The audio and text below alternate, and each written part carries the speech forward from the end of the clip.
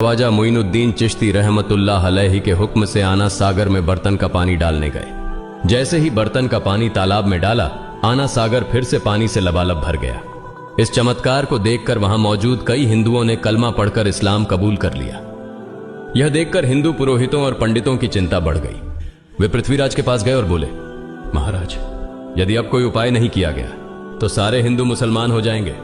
पृथ्वीराज ने कहा, मुझे सलाह दो, इस दरवेश का मुकाबला कैसे किया जा सकता है। पुरोहितों ने कहा, यह दरवेश एक बड़ा जादूगर है, इसलिए इसका मुकाबला भी जादू से करना होगा। हमारे बीच एक बड़े पुरोहित और जादूगर रामदेव हैं, उन्हें इसके मुकाबले में भेजें। अगर वह जादू से इसे हरा सके तो हम अपने हिंदू धर्म का गौरव फिर से प्राप्त कर सकेंगे। पृथ्वीराज ने रामदेव को बुलाकर कहा, रामदेव, मैं तुम्हें इस दरवेश को जादू से हराने की जिम्मेदारी दे रहा हूं। अगर तुम उसे हरा सके तो हम अपने धर्म का गौरव फिर से पा सकेंगे। रामदेव ने पृथ्वीराज को आश्वस्त करते हुए कहा, महाराज, आप चिंता न करें, इस दरवेश को हराना मेरे लिए बहुत आसान है। मैं आपके समक्ष हमारे धर्म का गौरव वापस लाकर रहूंगा। इसके बाद रामदेव अपने साथियों के साथ हजरत ख्वाजा मोइनुद्दीन चिश्ती रहमतुल्लाह अलैहि के सामने मुकाबले के लिए पहुंचा। उसने कहा, मोइनुद्दीन, अगर तुम में ताकत है तो मुझसे जादू का मुकाबला करो। मैंने तुम जैसे बहुत से जादूगरों को हराया है, तुम्हें हराना तो मेरे लिए साधारण बात है। हजरत ख्वाजा मोइनुद्दीन चिश्ती रहमतुल्लाह अलैहि ने उसकी बातों का कोई जवाब नहीं दिया।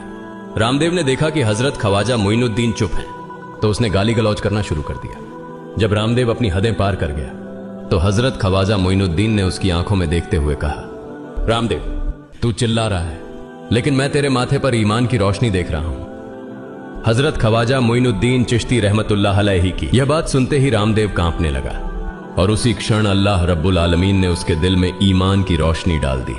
रामदेव हजरत ख्वाजा मोइनुद्दीन चिश्ती के चरणों में गिर पड़ा और बोला, हे अल्लाह के वली, मैंने आपके साथ बहुत बेअदबी की है, मुझे माफ करें और मुझे कलमा पढ़ाकर इस्लाम की राह दिखाएं।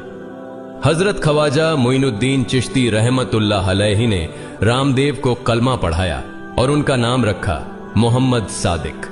इतिहास बताता है कि बाद में रामदेव मोहम्मद सादिक के रूप में एक बड़े अल्लाह के वली बन गए।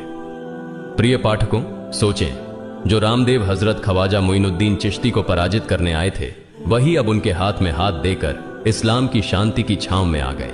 यह अल्लाह रब्बुल आलमीन का चमत्कार और शक्ति है, जो जिसे चाहे हिदायत दे सकता है। आमीन।